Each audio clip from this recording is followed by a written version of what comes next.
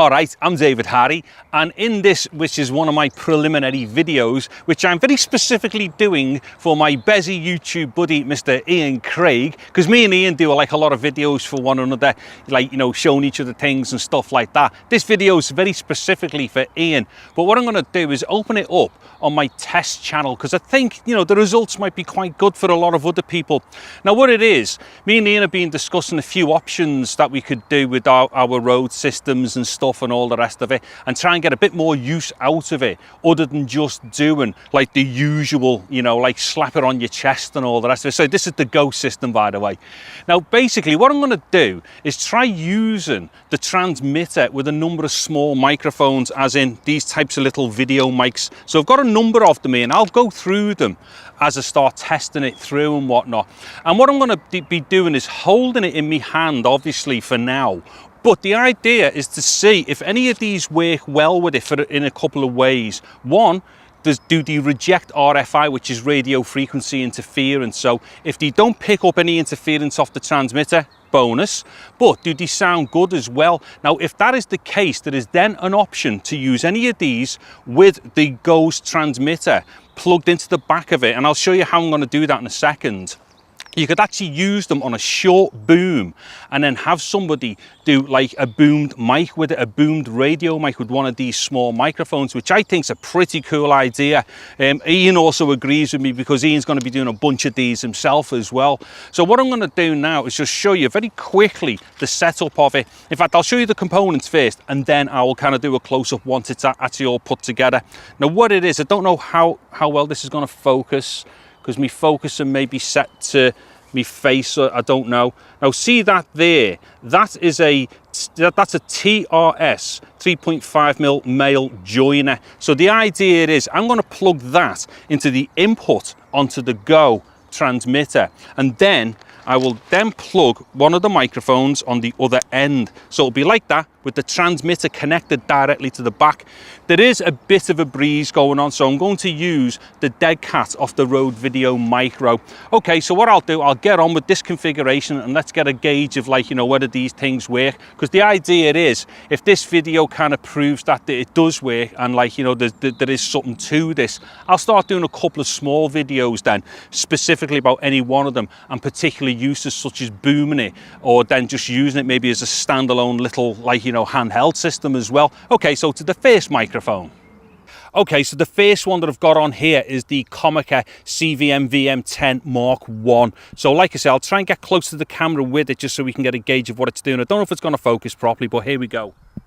So hopefully, as we can see there's the little joiner connecting the microphone to the transmitter off the Go system. So hopefully that'll give us a really good idea as to what's going on there. So basically what I'm going to be doing is just doing this configuration, and then kind of like flipping a few different mics on, and let's see what's going on. Now what I'm testing for here, primarily the first thing I'm testing for is radio interference, because as soon as you get microphones too close to transmitters and stuff, sometimes you'll have problems because they're either not shielded, or they're not shielded against RF, or they may be just not even grounded properly or anything like that. There's a whole number of things that could be a problem. Now the thing is, when you get a microphone that's designed for a radio system, it's because it's got certain characteristics about it to do with the case and whatnot, which stops all that radio interference. So what I'm going to do is do a bit of silence on this, and let's just hear if there is any kind of noise off the radio interference going on, or off the transmitter causing radio interference.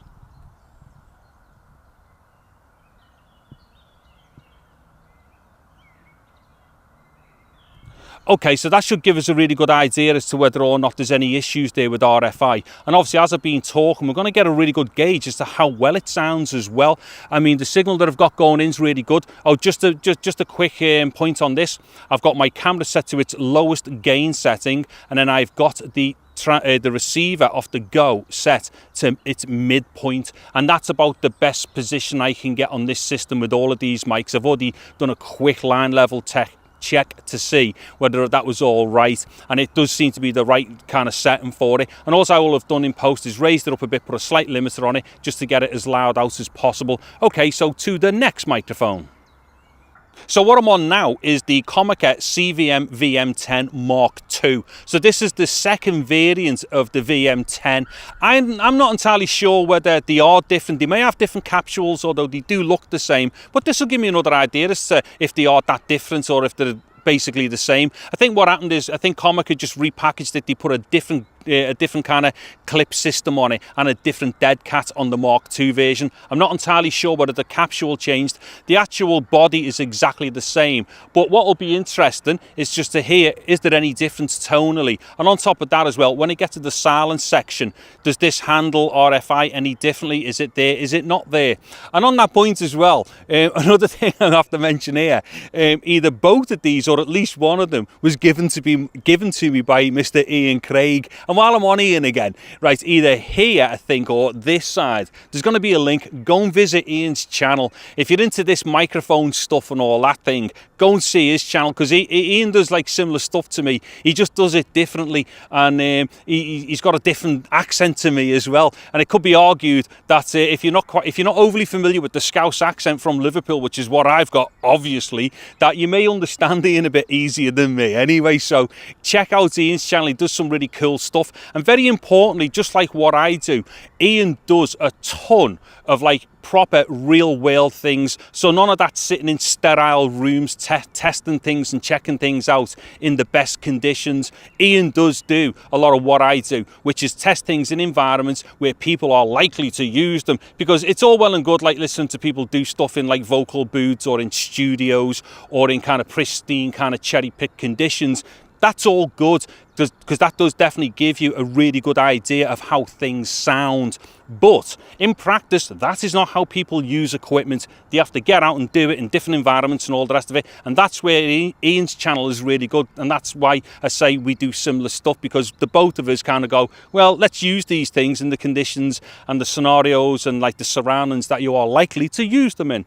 Anyway, enough of that. So go and visit Ian's channel. And this little blurb that I've just done here will be well enough for us to get a gauge of just how this sounds. So what I'm going to do now is that silence thing again, just to see if we can hear any kind of radio interferences going on with this particular microphone.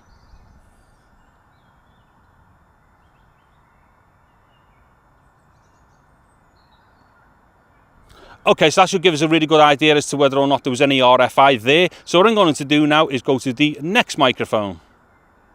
So I'm now over onto a Movo VXR10. Now this is going to get really boring, because this just sounds like an advert for Ian's channel, because Ian gave me this one and he's also given me the next mic I'm going to be testing. Anyway, yeah, so once again, another microphone from Mr. Ian Craig.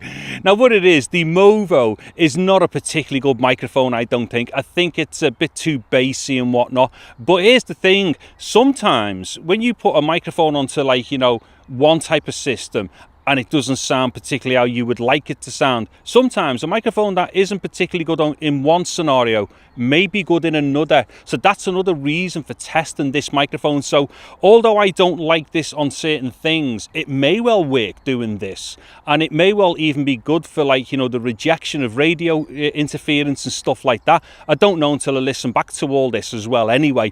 And obviously with this particular video, I'm just going to kind of do this as is and let people make their own minds up over these things. I won't do a summary per se at the end to say what my findings were. This is just going to be, I'll be listening to it as well as other people and just kind of make your own decisions over these things. So once again, it's the VXR10, I think that's what it's called. Yes, the VXR10, the Movo.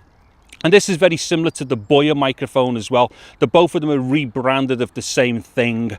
So, okay, I think I've probably done enough chatter with this one as well to give us an idea of how it sounds. Now, the other thing as well, some of these microphones, you know, maybe are slightly louder than the others, but in post, I will have, like I said earlier on, I will have just leveled them a bit more, the bit of limiting. So hopefully the outputs are kind of like similar, although some of them may go in to be louder. I'm just looking at this and I've got a very healthy signal going in off this one. I didn't check the last one.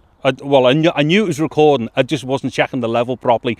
But all of them are going to go in with inside a certain kind of like headroom, which means that they will all get recorded properly, and then I will make a decision in post as to how loud these should be for the output. Okay, so what I'll do is the silence bit for this microphone. Let's see what's going on with this.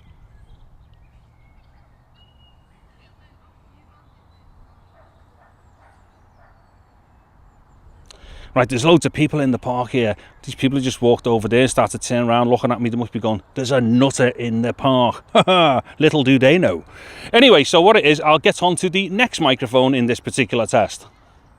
Okay, so this is a very interesting microphone, this one, because what it is a Boya BY-MM1. Is that what it is? Let's see. Yes, it's a Boya BY-MM1. But what it is, I've modified this one to have a omni capsule in, which is the Primo EM172 omni capsule, which is the best omni capsule I've ever come across, which is like of the 10mm variety, or what is it, 9.8, 10mm, whatever it is. So your typical ECMs, this is the best one that I've ever come across at like a reasonable price. And when I say reasonable, it's actually amazingly cheap for what it is, because I picked up this Boya dead cheap. I picked it up for nothing. Again, this one come off right, Ian gave me this Boya, right, because he didn't like it. I listened to it, I didn't like it, so I just said to Ian, do you mind if I butcher it and put this thing? And I've just remembered this is another Ian mic. Anyway, thanks once again, Ian. Yeah, so basically it's the Boya body with the Primo EM172 omni capsule in. And what's important about this one is because it's an omni, it's going to have a different sound. I dare say it's going to have a more kind of wider frequency response.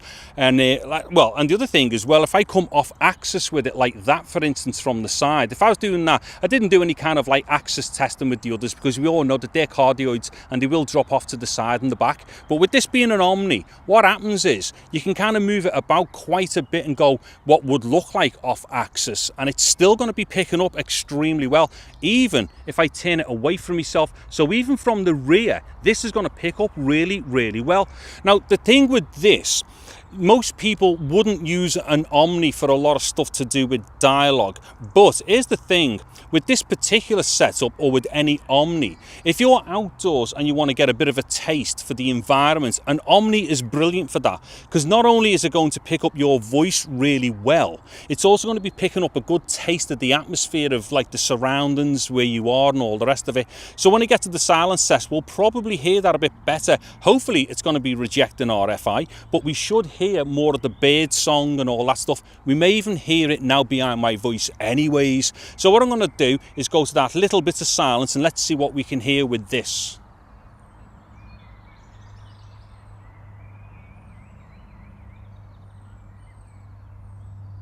Okay, now that bit of silence there was just for testing for RFI. I'll do another bit of silence in a minute and just move the mic about. It is an omni, so moving it about shouldn't really make that much difference, but I'll see if we can try and get any more of this like bird song and whatnot that's going on. But the other good thing as well about an omni, especially for doing stuff like this to camera, if you were doing an interview with somebody and like, you know, so say I was like to one side of the frame and I had another person there, if you have an omni and you literally get it placed in between the pair of yous and you're looking at each other talking and the mic's here, you'll pick both people up without having to have great mic skills. So the thing is, if you're not like a professional reporter or something like that and you're using a cardioid, you've got to be very careful to make sure that you're moving the microphone to catch the subject when they're talking, if you're talking with them. But with an omni, you can be very loose with an omni and get it in between people, and you know, you're not required to be dead precise with its movements and stuff. So that's another good reason for using an omni. So what I'm going to do again, just another quick little silence thing. Let's see if we can hear more of the birds. We'll probably pick the Rode up as well. We probably heard it before, but let's just do that again.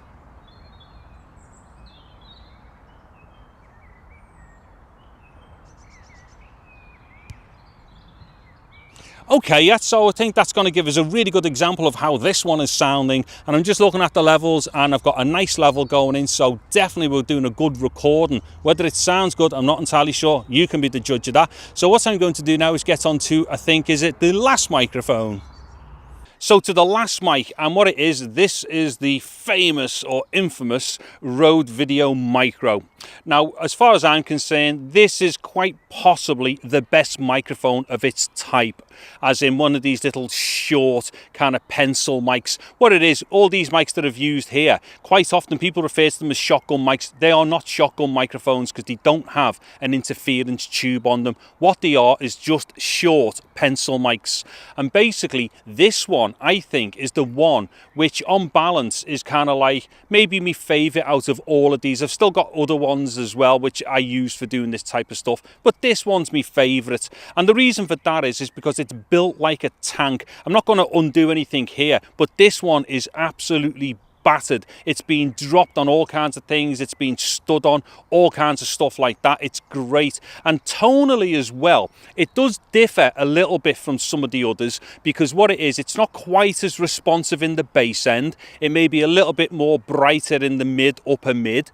But the thing that's good about that for me personally is that when you're recording dialogue, when you're using a microphone like this, which doesn't have such great bass response, it automatically naturally filters out low end stuff. So things like rumble are not quite as bad with this microphone, and the fact that it does boost a little bit in the mid, upper mid also helps with, you know, dialogue, voices, people and stuff like that. So I think this is a fantastic microphone. It's maybe not the best mic for everybody else, but for me personally, I love it. It's either between this and the Comica VM10, either the one or the two. I've still got to listen back to see if there was any differences there, but generally between them two mics is what I'm going to use all day long. I think they're great. Anyway, what I'm going to do, let's see. You know what? I haven't done any distance stuff. Let me just walk a little bit. Now, the other thing here as well, I've recently done a video which may have upset some people, but I recently did a video about the range thing and what not to do with, well, not so much the range, but the line of sight and the way it drops off with the Go system. So basically what it is, if I move around with this microphone in my hand like this, because the transmitter is not against my body and I'm not going to be subject to kind of blocking it that easily, let me just see what will happen here. In fact, let's see, hold on.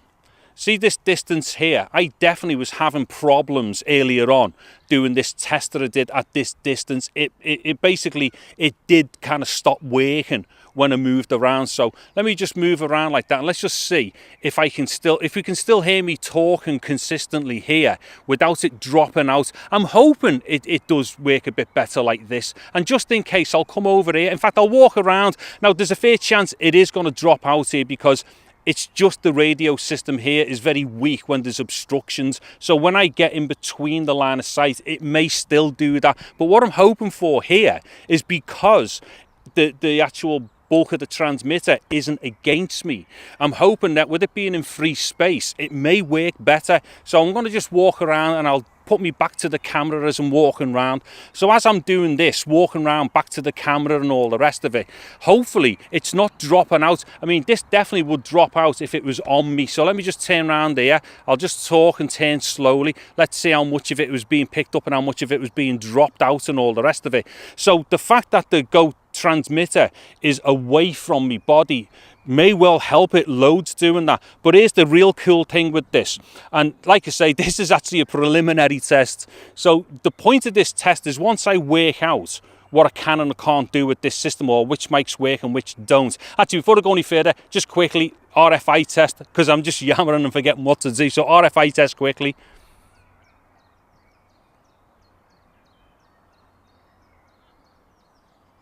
Reason why I'm pointing it away from myself is so I don't interfere with breathing and stuff during that particular test. So that'll give me an idea as to whether or not I heard RFI there.